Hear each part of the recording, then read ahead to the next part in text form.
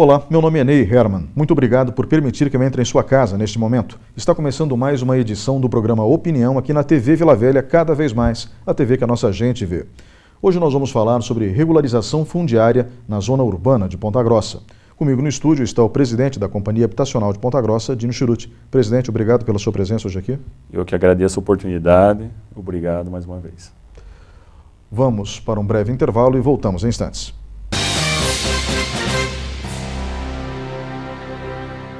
Programa Opinião. Apoio Supermercados Tozeto. Bem mais que um supermercado. Iniciativa Cartuchos. Tudo em informática, mas tudo mesmo. Olá, estamos de volta com o programa Opinião. Este é o segundo bloco. Estamos falando sobre regularização fundiária na zona urbana de Ponta Grossa. Comigo no estúdio está Dino Chiruti, presidente da Prolar, a Companhia Habitacional da cidade.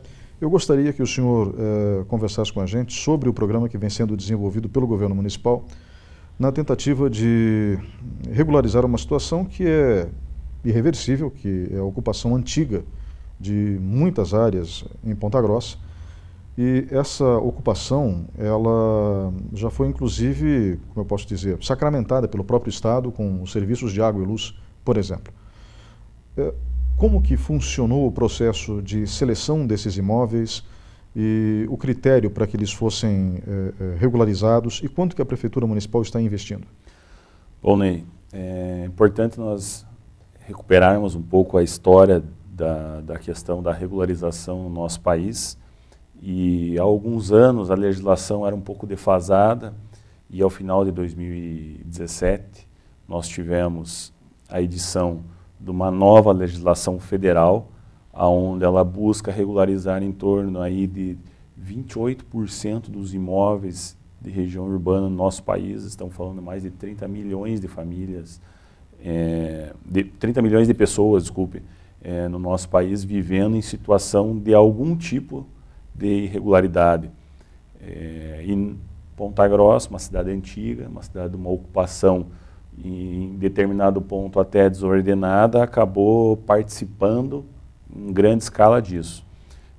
Com a publicação da regulamentação da legislação federal em março, agora no mês de junho nós editamos uma legislação municipal nova, nós evoluímos o programa que já existia um decreto de 2006 que formava o programa Papel Legal, um programa que ele tinha uma certa eficiência, mas ele tinha dificuldades na sua agilidade e no volume de regularização. Se nós mantivéssemos o ritmo do papel legal, obviamente nós não teríamos condições de montar um plano de trabalho com a perspectiva de regularizar todas as famílias previstas no plano local de habitação.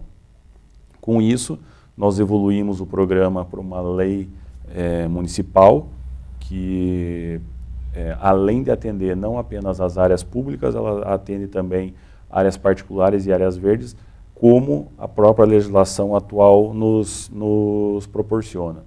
E com isso, nós adotamos o nome de Minha Casa Legal, onde nós temos todo tipo de ocupação, áreas de invasões e áreas de assentamentos que já vinham formando, muitas vezes até bairros constituídos aí na nossa cidade, para que a gente possa selecionar. De 2009 para cá, o plano local, ele identificou pouco mais de 6 mil famílias nessas condições, mas tratando apenas de famílias em situação da reurbanização social. Com o projeto novo, nós temos a de caráter específico, que poderá atender famílias que desenquadram da situação da questão do baixa renda, são famílias acima de 3 salários mínimos e que até então o município não podia atender. Então, com toda essa evolução da legislação, nós tínhamos a obrigação, e foi uma determinação do prefeito Marcelo Rangel, que nós imprimíssemos um ritmo mais acelerado, com uma agilidade maior, mas antes de mais nada, dando eficiência ao programa. Uhum. Quantas famílias vão ser beneficiadas com o Minha Casa Legal? Bom, o Minha Casa Legal, nós estabelecemos nessa primeira etapa do plano de trabalho 991 famílias, um investimento do município de pouco mais de R$400 mil, e nós temos um plano de trabalho alternativo, onde a expectativa é que para 2019 nós tenhamos a participação do governo do estado com o mesmo número de famílias e o mesmo valor de investimento. Então, a expectativa aí é de um investimento de pouco mais de R$1 milhão por ano e o atendimento de, então, 2.000 famílias até julho de 2019. E nós temos a perspectiva de regularizar mais pessoas ainda até o fim do governo Marcelo Rangel, não? A nossa perspectiva até o final de 2020 é, imprimindo esse ritmo diferenciado, aonde nós possamos, nos primeiros 90 dias, já identificar o perfil da reurbanização e na sequência, 90 a 180 dias, a emissão da certidão de regularização fundiária com todo o desenvolvimento técnico, memorial descritivo, topografia, retificação de área. A expectativa é até o final de 2020, nós temos o plano de trabalho desenvolvido e já em fase de entrega de pelo menos as 6.000 famílias que constavam em 2009 no nosso plano local de habitação. 6.000 famílias é muita coisa. É bastante coisa.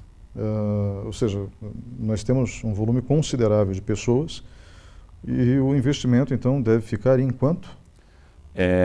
A média de investimento é R$1.000 por família. Muito dinheiro. É muito dinheiro.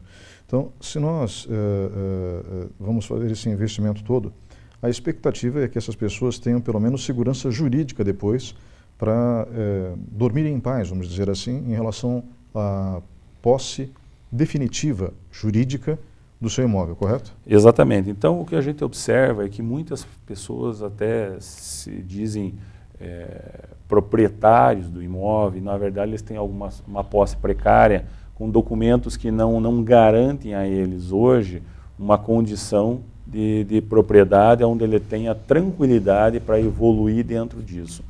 E com esse desenvolvimento do programa do Minha Casa Legal, a expectativa é que eles tenham essa garantia de que esse imóvel não será objeto de uma reintegração, uma desapropriação, ou mesmo que essa família não seja relocada para outra região por conta de uma eventual mudança de estratégia do município. Então, com a autorização do plano de trabalho, com o desenvolvimento dele nos próximos 4 anos, até a próxima gestão municipal terá que cumprir esse planejamento na sua execução, o que é muito importante, porque, como a gente sempre fala, e você sabe, né, que o nosso discurso é tirar a habitação da promessa de campanha e transformar ela efetivamente em políticas públicas, onde a gente possa entregar uma qualidade de vida não só para as famílias que precisam de uma casa própria, mas também para aquelas que já residem há vários anos em uma localidade, já tem um bairro constituído, já tem uma condição local ali de conveniência, de convivência, e que elas ficam hoje numa insegurança da questão da propriedade. É importante nós frisarmos também que não se trata apenas das famílias de baixa renda, o que até então o município trabalhava. Nós identificamos também já nessa primeira etapa, nós estamos há pouco mais de 60 dias trabalhando o projeto, levantamento, visitas, e nós já identificamos regiões já constituídas, bairros de pujança financeira bem evidente, onde famílias de classe média nos procuram e perguntam como é que eu faço para resolver o nosso problema. Uhum. Eu acho que vocês, antes de mais nada, merecem os parabéns por terem executado esse tipo de ação, a criação da lei municipal, aproveitando a lei nacional, e acho que isso vai permitir também a médio e longo prazo que a própria prefeitura saia ganhando com o recolhimento de impostos, né? Porque se os imóveis estão regularizados... Sem dúvida. Eu acho que a família tenha o benefício, primeiramente, da propriedade do imóvel, a garantia e segurança de que ela não vai ser incomodada e não vai sofrer nenhum tipo de constrangimento. E o município também, além de resgatar um contribuinte, ele pode também oportunizar melhorias naquela região. Na última semana nós tivemos lá no bairro Esplanada 120 famílias, 6 ruas que não têm asfalto e parte o saneamento básico vai até uma etapa. Nós identificamos que a dificuldade das famílias em solicitar não só a ligação de água e luz, mas principalmente o asfalto social que a CPS pode proporcionar, também poderia ter acesso, porque eles precisam de um número mínimo de famílias, 50% das famílias naquela rua para poder executar o trabalho. Então, muitas vezes as pessoas reclamam que o município tem um número grande ainda de ruas sem a pavimentação final, mas a pavimentação final definitiva, ela às vezes requer alguns requisitos em regiões onde os bairros já estão desenvolvidos. E esbarra nessa questão da legitimidade do cidadão em requerer esse serviço. Então, tem uma reação em cadeia que a regularização fundiária, muitas vezes as pessoas ficam até pensando, quando falam na imprensa, regularização fundiária, a dificuldade dela compreender qual é o benefício que essas famílias terão para o acesso a outros serviços e qual é o retorno que o próprio município pode ter na hora que ele tiver uma leitura fechada das famílias que estão residindo na região urbana. Até porque se existe uma ocupação ilegal, esse imóvel pertence teoricamente a alguém, né, que não os proprietários que ali efetivamente estão. O que acontece é que a prefeitura não pode aportar recursos naquela região. Exatamente. Então, em algumas regiões nós já identificamos o abandono de áreas há muitos anos dos proprietários, regiões que já foram loteadas, inclusive, por empresas que não existem mais. São questões bem interessantes que existem aqui em Ponta Grossa e que esse programa ele vai poder decretar a utilidade pública e, a partir dessa etapa, formalizar o interesse em regularizar e reurbanizar toda uma região. São pontos do município em que você fecha aquela estrutura e pode efetivamente evoluir com relação à formalidade das famílias. Presidente, foi estabelecida alguma data de corte, ou seja, algum período de tempo onde as pessoas possam aproveitar esse programa, Minha Casa Legal? A Lei Federal de 2017, ela previu um marco final até dezembro de 2016 para que todas as famílias possam ser enquadradas. As famílias que se enquadram na regularização fundiária para fim social, normal, não tem data de moradia. Mas aquelas que se enquadram para fim específico, que elas ultrapassam o diagnóstico social, ali a renda bruta mensal, elas têm como data base ali até dezembro de 2016. E se o cidadão, quando ocupou uma determinada área, era extremamente pobre, acabou melhorando de renda à medida que o tempo tenha passado, se enquadra de qualquer maneira dentro dessa legislação e vai ter que usar então os mecanismos oferecidos pela lei, é isso? Exatamente. Então, daí os institutos que ele poderá utilizar para áreas particulares e que estejam em renda mensal acima do social, eles acabam utilizando institutos próprios para essa busca da propriedade, do uso da propriedade. A data de corte, eu acredito que ela é importante para evitar que surjam outras áreas de invasão no futuro. Sem dúvida. O que acontece é que muitas vezes você acaba... a habitação tem essa característica.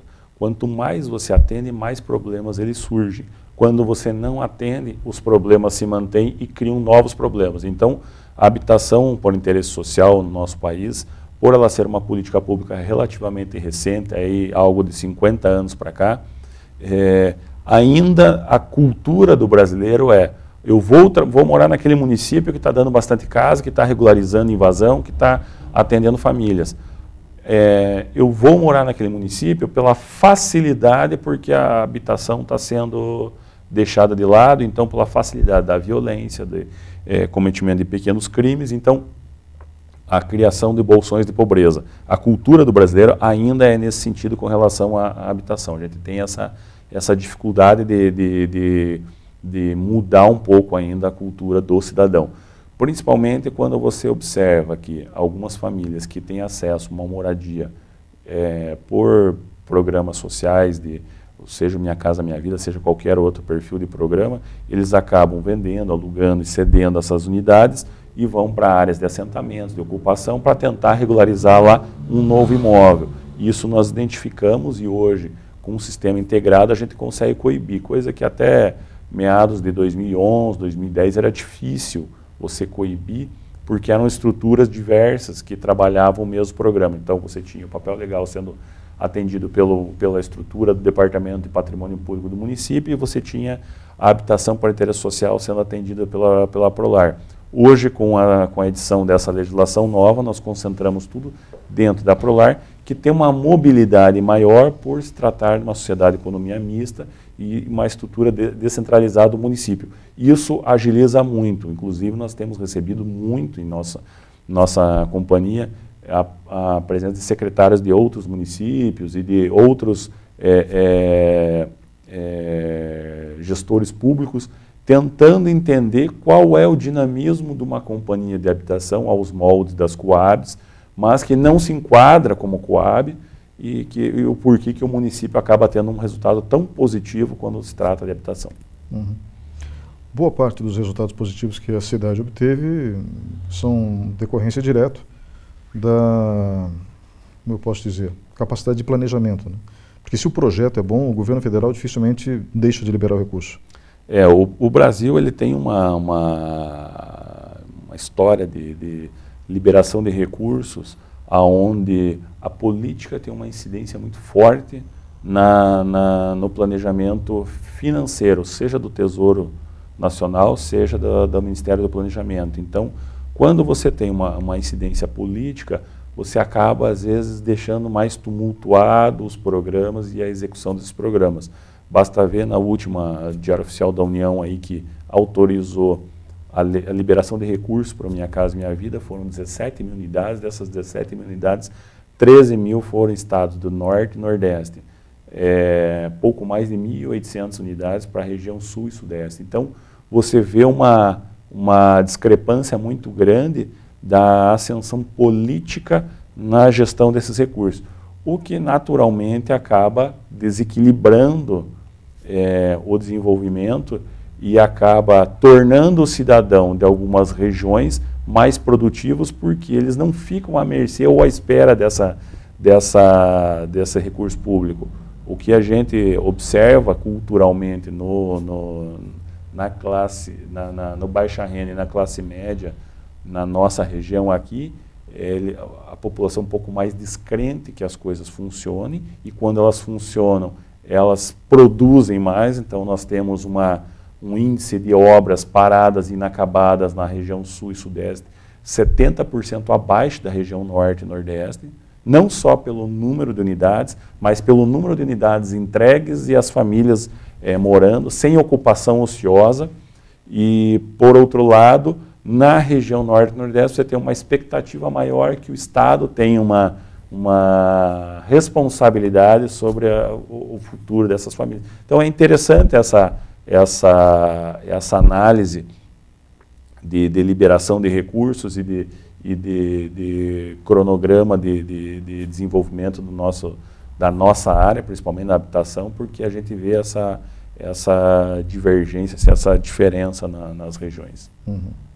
Mas Ponta Grossa foi uma cidade muito bem premiada com conjuntos habitacionais nesses últimos anos. Sim, os projetos, quando a gente trata de projetos, a gente fala sempre em número de unidades entregues pelo déficit habitacional.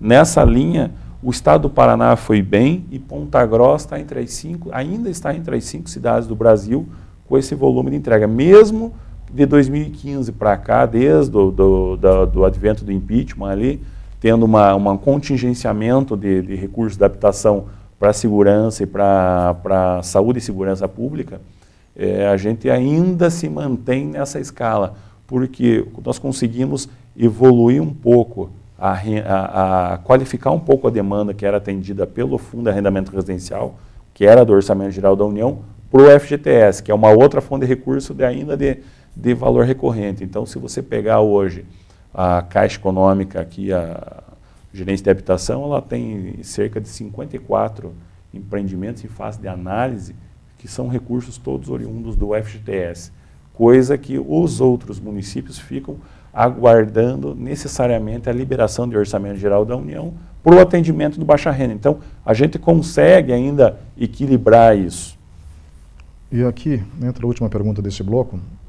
Eu acabei tomando esse assunto, a questão da liberação de conjuntos habitacionais, porque o conjunto habitacional consome um volume de recursos que é imenso. A regularização fundiária, em contrapartida, exige menos recursos e, automaticamente, você reconhece que, infelizmente, você não vai conseguir tirar as famílias de onde elas estão. Se elas não estiverem em áreas de risco, melhor. Se a área não for de proteção permanente para o meio ambiente, também melhor. Então, com isso, nós temos a probabilidade de permitir que a pessoa invista com segurança no seu próprio imóvel e melhore sua qualidade de vida. Correto? Correto. Ou seja, é mais barato para todos. Sem dúvida. Você pega uma cidade igual Ponta Grossa, uma cidade antiga, de uma estrutura urbana grande, mas, ao mesmo tempo, de uma geografia acidentada. A geografia acidentada com muitos pontos de água. São 135 quilômetros de arroios que trafegam pelo oceano da nossa cidade. A gente sabe dessa dificuldade, então você tem uma incidência de áreas de preservação por conta desses pontos de água, nascentes e tal, mas ao mesmo tempo você tem uma estrutura urbana que você pode atender na região central. Se você pegar ali, por exemplo, a região de Olarias, a região lá do Jardim Carvalho, a região ali do Santa Mônica, vai até a Esplanada, você vê que são vários bairros já constituídos, de histórico antigo, de economicamente evoluído, mas que no entorno dele você tem algumas ocupações que você consegue regularizar. A própria região do Santa Paula, no Santa Paula 1, 2, 3 e 4, são quase 900 famílias que residem, e nós temos 270 em situação de irregularidade, que a gente tem algum tipo de documentação que possa formalizar e integrar essa família à comunidade. Então você consegue evoluir muito com os recursos já existentes nessa região, porque é um simples continuidade de asfalto, um ajuste de equipamentos públicos ali que resolve.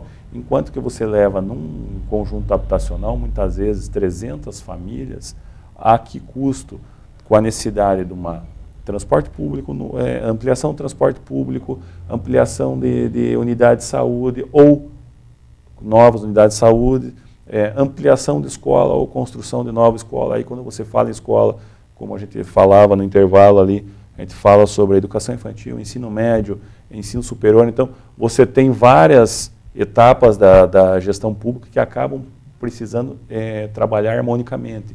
Quando você tem tudo a cargo do município, é tranquilo, você consegue ter uma sinergia e desenvolver um trabalho contínuo e rápido. Agora, quando você tem esferas de poder municipal, estadual ou federal que eles precisem conversar entre si, você acaba tendo uma certa dificuldade pela linguagem que o gestor público imprime. Então, aí que você identifica não só o custo financeiro do investimento, mas o custo operacional e o custo de gestão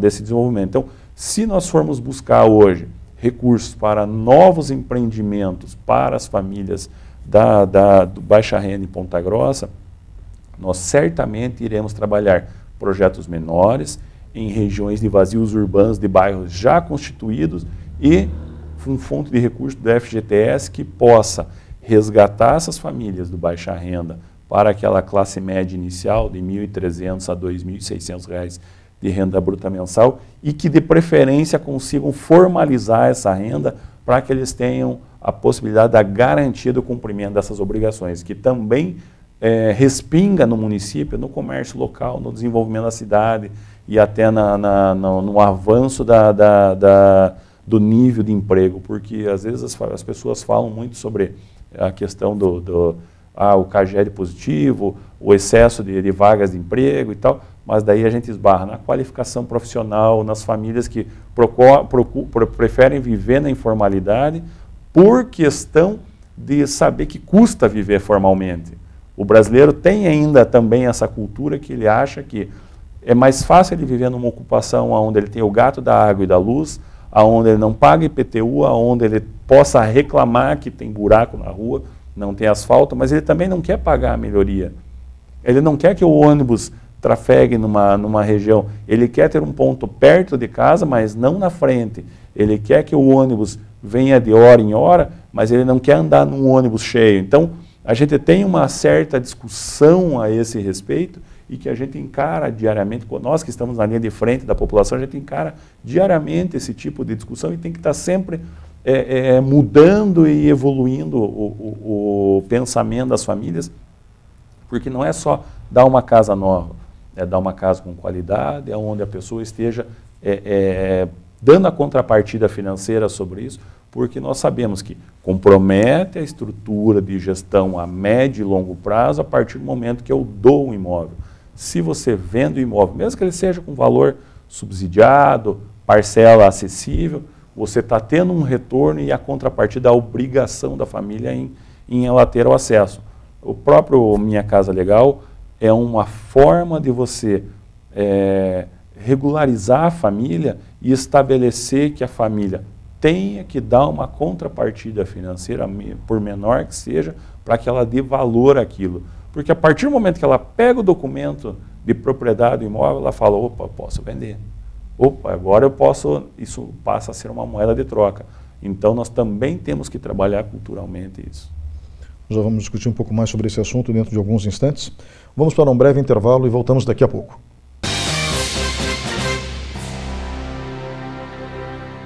Programa Opinião. Apoio Supermercados Tozeto. Bem mais que um supermercado. Iniciativa Cartuchos. Tudo em informática, mas tudo mesmo. Olá, estamos de volta com o terceiro bloco do programa Opinião. O tema de hoje é regularização fundiária na zona urbana de Ponta Grossa. Comigo no estúdio está o presidente da Companhia Habitacional da cidade, a Prolar, Dino Chiruti. Presidente, o senhor terminou o bloco anterior falando que nós temos uma contrapartida das famílias que são beneficiadas no programa de regularização fundiária. Qual é a contrapartida dada pelas famílias? Bom, para as famílias que se enquadram no perfil baixa renda, toda a parte estrutural e técnica do desenvolvimento do serviço é um aporte financeiro do município e da Prolar. Mas para aquelas que se enquadram no perfil da REURB específica, ela vai ter que remunerar esse serviço pela contratação, por elas se enquadrarem, elas não estejam enquadradas no baixa renda. Então a regra é que nós estabeleçamos a mesmo montante que era pago já na questão do papel legal, que além da aquisição do lote, ela faça o pagamento da contrapartida de R$ 27 a R$ 100 de acordo com o perfil do metro quadrado, bairro, avaliação do imóvel, renda bruta mensal familiar, renda somada dos dependentes e número de dependentes das famílias. Então, é uma regra que ela acaba tendo diferença, idade das pessoas, todos os critérios ali de requisitos, eles são diferentes. Ou seja, oscila de 2% a 10%. Exatamente. Do valor da operação legal realizada. Né? O senhor acredita que as famílias elas estão preparadas para essa nova etapa? O senhor mesmo disse, infelizmente isso acontece, até eu gostaria de saber qual é o percentual em Ponta Grossa, de famílias que recebem, por exemplo, uma casa, no Minha Casa Minha Vida, que é um excelente programa, e pegam esse dinheiro, ou melhor, pegam a casa, o imóvel, vendem, né? Fazem um contrato de gaveta, fica o imóvel no nome de quem vendeu até terminar os 10 anos de obrigação legal, quando o imóvel tem que ficar, por exemplo, projeto social do governo, depois repassam o imóvel para quem comprou. É fundamental orientar as pessoas de que elas estão sendo beneficiadas, que elas não devem proceder dessa forma, porque comprar um imóvel é muito mais caro do que 27, 100 reais ou 50 reais por mês que se paga no Minha Casa Minha Vida? Veja, Ney, o problema da questão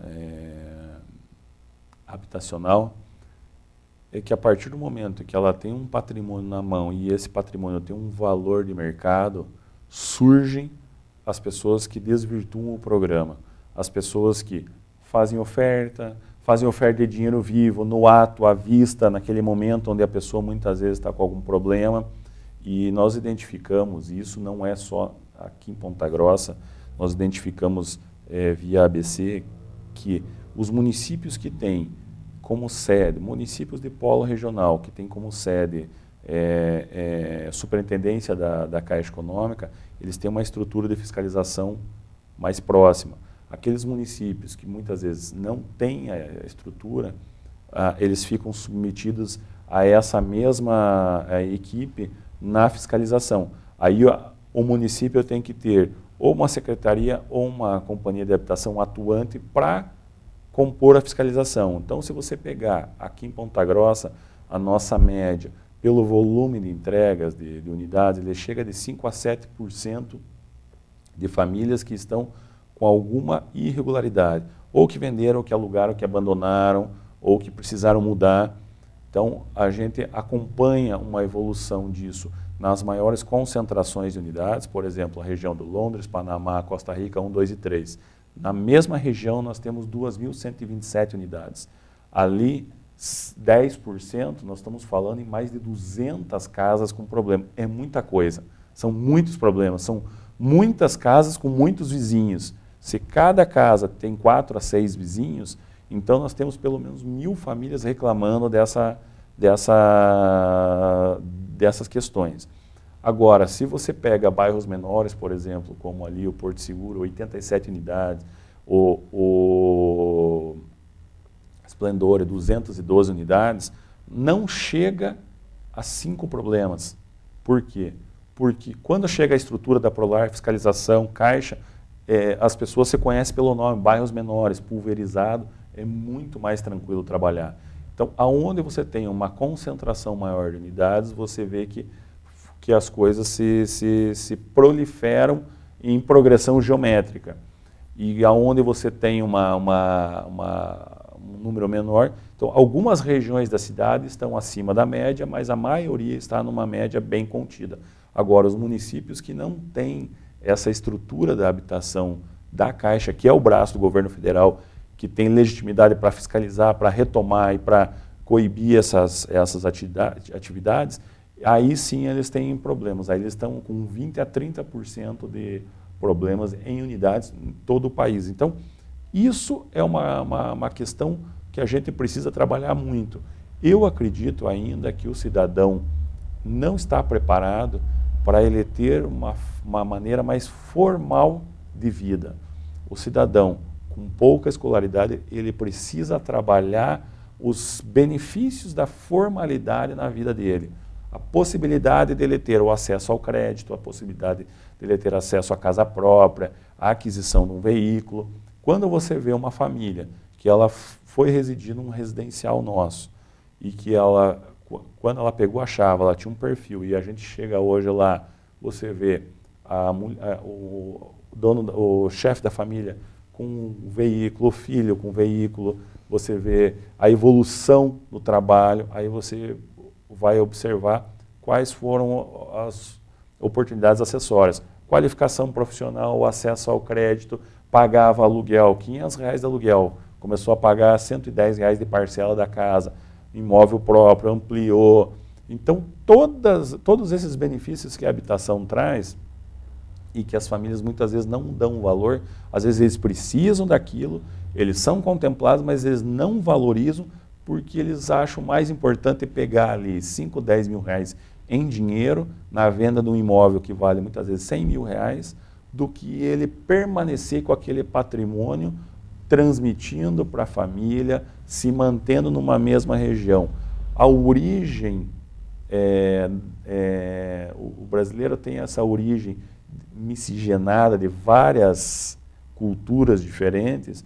Algumas localidades as famílias conseguem criar raiz, outras localidades, aqui em Ponta Grossa isso é bem interessante porque por ser um eixo de entroncamento rodoferroviário, o histórico são de famílias que trabalham com transporte de cargas, na área rural ou em algumas indústrias e que eles buscam muitas vezes até a mudança de bairros de forma efetiva. Para quem lembra, anos 80, Ponta Grossa tinha entre os maiores índices de imóveis alugados poupança do nosso país para as cidades do nosso porte. Essa é uma questão que foi mudando um pouco, porque as famílias criaram a cultura da aquisição da casa própria, do pagamento do financiamento a longo prazo, e isso foi vindo da classe A para a classe B, da classe B para a classe C e assim por diante, e foi uma reação em cascata que ela começou a surtir um efeito, mas ainda precisa melhorar muito essa cultura da aquisição e da criação da raiz na mesma região. Vocês têm programas sociais na Prolar que ajudam as pessoas nessa tarefa, não? Todos os empreendimentos entregues com recursos oriundos do Minha Casa Minha Vida, ele estabelece 1,5% do VGV, do valor geral de venda do empreendimento, com esse 1,5% destinado a projetos sociais. Nós temos 3 eixos trabalhando lá, que são valorização comunitária, educação ambiental e geração de emprego e renda. A geração de emprego e renda, ela contempla qualificação profissional, contempla a busca pelo primeiro emprego. A gente procura trabalhar isso para a evolução das famílias e para que elas se constituem numa mesma região. Esses programas, eles acabam surtindo um efeito grande. Na geração de renda, nós temos algumas questões ligadas direto com a Secretaria de Meio Ambiente e da Agricultura, que é o programa de horta comunitária, de horta em casa, dos concursos de árvores frutíferas, que algumas famílias que gostam do trabalho primário, que preferem trabalhar em casa, elas conseguem muitas vezes produzir alimentos para o consumo próprio e até muitas vezes para a venda. Então, a gente consegue evoluir com atividades historicamente primárias, assim, com a geração do conhecimento. Uhum. Pelo que eu pude entender do que vocês realizam ali, o projeto de qualificação e renda visa estimular as pessoas a serem mais independentes. Por exemplo, eu já vi ali cursos de manicure, cabeleireira, né? Então, vocês têm uma preocupação em dar uma opção de renda a mais para as pessoas, que tem uma diferença entre emprego e renda. Claro. E existe a questão da renda familiar. Então, a mulher às vezes pode colaborar, mas trabalhando em casa, né? Até porque existem muitos filhos pequenos. E as mulheres são criaturas fabulosas, né? Elas conseguem desempenhar várias tarefas simultaneamente. Pesquisas em universidades norte-americanas relatam que elas conseguem ter 6 linhas de raciocínio simultâneas. Nós que somos homens, no máximo 3. Então, realmente, as mulheres são fantásticas. Mas, levando isso ao pé da letra, elas acabam usando essa habilidade natural de multitarefas e executam algumas atividades em casa para complementar a renda familiar. Alguns homens também fazem isso, buscam gerar uma renda adicional além do emprego que possuem quando possuem, né, ou procuram melhorar o próprio emprego. Existe também uma questão de preocupação dentro da Prolar com a formação de novos vínculos sociais dentro daquele local onde eles se encontram, porque às vezes eles se afastam dos parentes sendo beneficiados com o imóvel, né? Existe uma preocupação em relação a isso? Então, Ney, esse diagnóstico nós fizemos ali em 2013, 2014, inclusive nós fizemos uma pesquisa de satisfação, e mesmo aquelas pessoas que tiveram que mudar da região onde moravam, elas deixaram alguns valores de lá, mas criaram novos valores e acabaram evoluindo, e a gente tinha nesse período, nessa pesquisa feita, até 87% de satisfação, mesmo aqueles que acabaram mudando de bairro para moradia. Só que a nossa preocupação nessa busca de evolução sempre do programa levou a identificar que a regularização fundiária seria algo que pudesse complementar o nosso trabalho e trazer de novo essa questão da manutenção na mesma região. Quando você oportuniza uma pessoa que acha que está muitas vezes desenganado com relação à questão econômica, possibilidade de inserção, da inclusão social através do comércio, quando você oportuniza a criação de novos empreendimentos, da pessoa empreender, e empreendimento, quando a gente fala, um salão dentro de casa, o conhecimento básico de como aconteceu ali do torneiro mecânico, do pessoal do Senai, do Senac, que fez uma parceria com a Prolar, com bons cursos de confeiteiro, de auxiliar, de panificação, de panificador. Então, quando você oportunizou essas pessoas a ter acesso a eles criaram uma nova... o ser humano ele tem uma característica assim que ele vai se adaptando àquilo, ele vai criando uma nova concepção de vida, e quando você vê, ele já transmitiu aquilo para um filho, para um genro, e eles acabam gerando essa economia familiar que muitas vezes é importante para o município.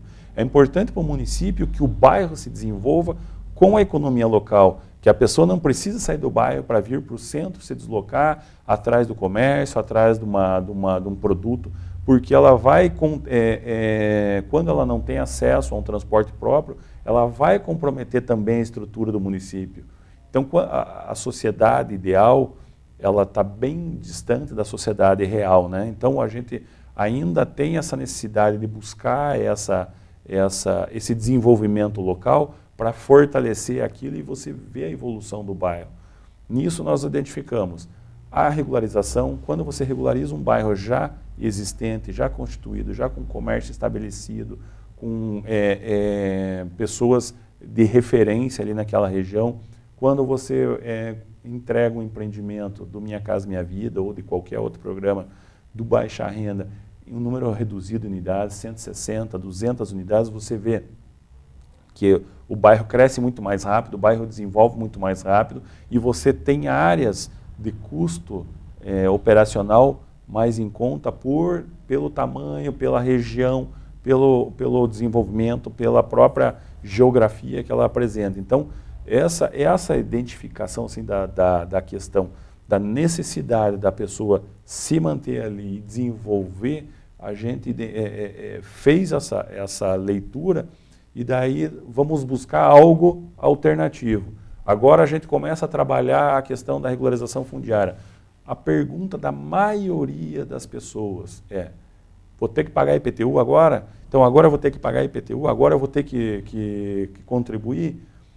Outra pergunta, eu sou obrigado a formalizar? Eu não sei se eu quero, estou há 20 anos aqui, nunca ninguém me incomodou com isso. Você chega lá, uma casa de 90 metros quadrados, com edícula, com 2, 3 carros na garagem, você vê que a pessoa até quer se descolar dessa necessidade de formalidade. Então, para você trabalhar isso é cultural, você tem que trabalhar também um resgate da necessidade de formalidade, mostrar que o município cresce, o município evolui, que a estrutura do município pode ser valorizada, e quais os benefícios dessa pessoa.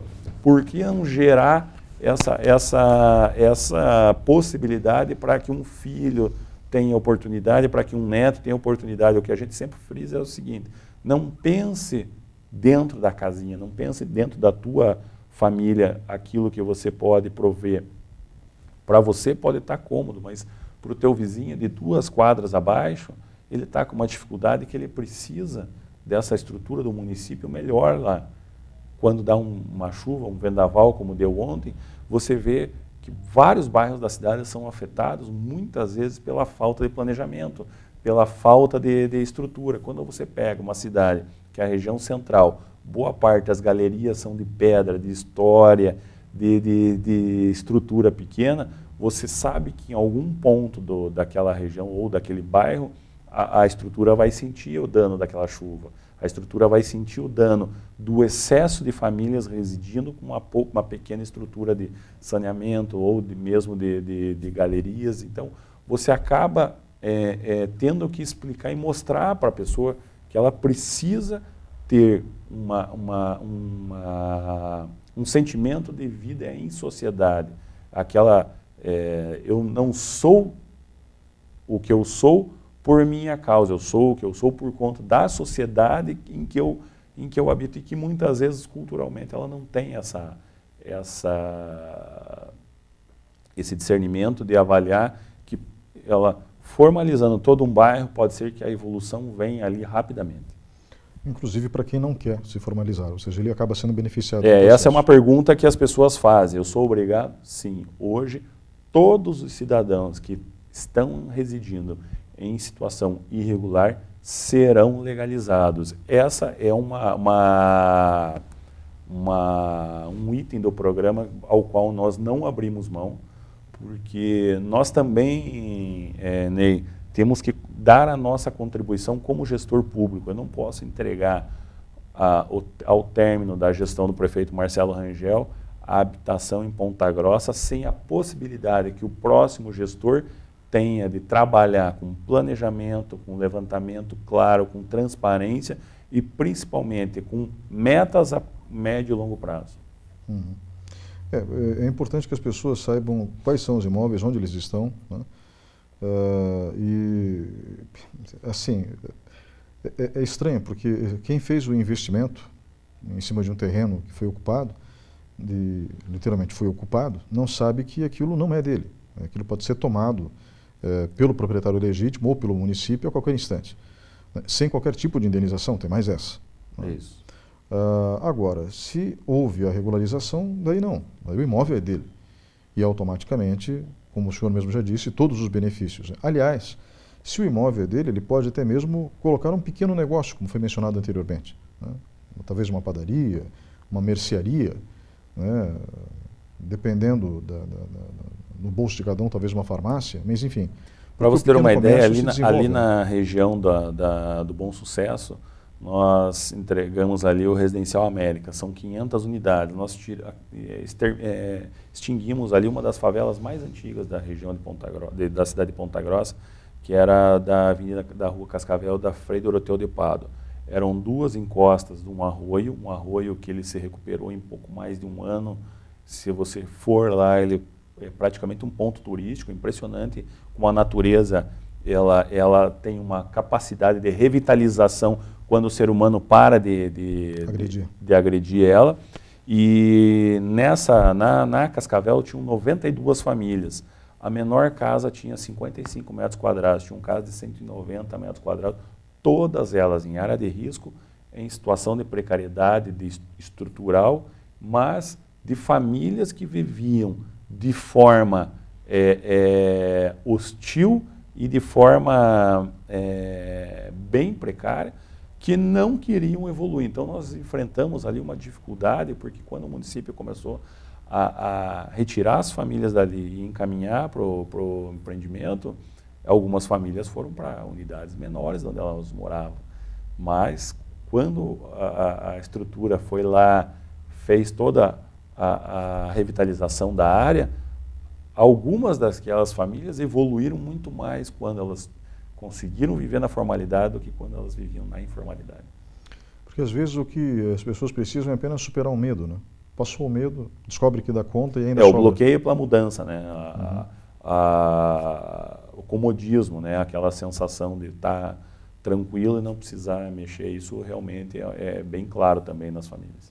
Existe também a questão do gato, né? Às vezes quando você tem um terreno que não está no seu nome, a água e a luz também não estão, então você acaba achando que é tudo de graça. Não existe de graça. Se você imaginar que o custo operacional de uma tarifa social ele poderia ser menor a partir do momento que as pessoas estejam pelo menos inseridas na tarifa social, ou que o custo do megawatt da energia cobrada possa ser menor a partir do momento que todo mundo pague, assim como o transporte público, o asfalto, a escola, a unidade de saúde, a segurança pública. Quando você tem uma contribuição dividida entre todos, obviamente você tem uma evolução da qualidade de serviço e um custo menor. Agora, por outro lado, quando você quer que determinada parcela da população arque com a responsabilidade de todos, aí você tem esse desequilíbrio, um custo, e você perde uma reação desordenada, você perde o controle sobre isso. Então, eu acho que a gente vive um pouco desse descontrole pelas formas desregradas como vinham acontecendo. Eu acho que o município ainda tem muito que evoluir, né? E se a gente trabalhar, se na nossa pasta a gente contribuir para que isso aconteça, fatalmente as outras pastas acabam tendo que ir atrás e cada um fazer a sua parte e contribuir para o desenvolvimento. Eu acho que o resgate da qualidade de vida através da formalidade das residências, eu acho que pode ser um bom caminho para a evolução da nossa cidade. Obrigado pela participação nesse bloco. Vamos agora para um breve intervalo e voltamos em instantes.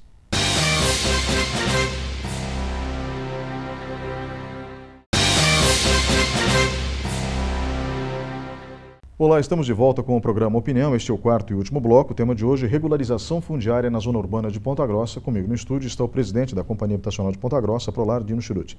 Presidente, antes de mais nada, obrigado por vir aqui gravar o programa conosco, dispor de 1 hora do seu tempo, para que a gente possa esclarecer a população sobre o que vem sendo feito dentro desse segmento, que é fundamental. Não existe segurança, a sensação de segurança sem um lar, sem um lugar para viver. Existe um ditado muito antigo que fala: quem casa quer casa, né? E mesmo quem não casa quer casa, né? Ou seja, todo mundo precisa de um local para residir, para morar, um canto seu, né? O seu castelo. Todos precisam, todos precisam. Tanto que o senhor mencionou isso no segundo bloco do programa, né, que essa deve ser uma política pública permanente.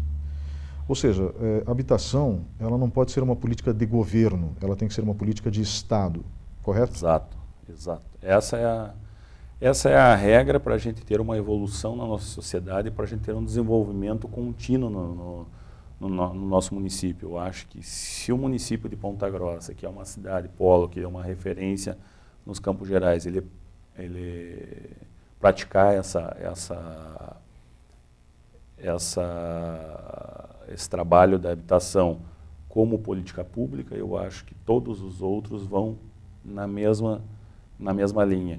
E a partir do momento que a gente replica isso em cidades menores e a gente trabalha isso em regiões que tenham menos acesso ao que nós temos aqui em Ponta Grossa, eu acho que a gente consegue melhorar também o conjunto da obra, né? Não só o desenvolvimento local, mas todo o desenvolvimento regional vai passar pela cidade polo. Então isso é importante. Por aquilo que o senhor já acompanhou ao longo desses últimos anos, presidindo a Prolar, a Companhia Habitacional de Ponta Grossa, podemos dizer que é preciso ter fé no homem, porque quando a gente tem fé no ser humano, ele corresponde? Sem dúvida. Eu acho que se nós acreditarmos que a gente tem uma forma de trabalho que ela dá resultado, ela colhe frutos, eu acho que a gente pode manter a fé no desenvolvimento e principalmente na evolução, porque o ser humano e a sociedade ela tem que evoluir. A necessidade de evolução, muitas vezes, ela esbarra no bloqueio do comodismo, como a gente vinha falando, mas a evolução não significa você ir contra questões superiores, questões de princípios, questão ambiental, questão de desenvolvimento, questão de integração, questão natural do ser humano. Eu acho que quando você consegue desenvolver, inovando em alternativas de desenvolvimento, eu acho que isso funciona e você pode manter a fé no ser humano, que ele vai progredir e vai levar com isso toda a sociedade. Muito obrigado pela sua participação hoje aqui. Eu que agradeço a oportunidade, estamos sempre à disposição, obrigado pelo convite. E é importante nós mostrarmos não só o que está acontecendo e o quanto a gente está fazendo e o quanto a gente ainda precisa melhorar para atender um objetivo comum aí. E muito obrigado a você que estava nos acompanhando até agora. O programa Opinião fica por aqui, voltamos na semana que vem.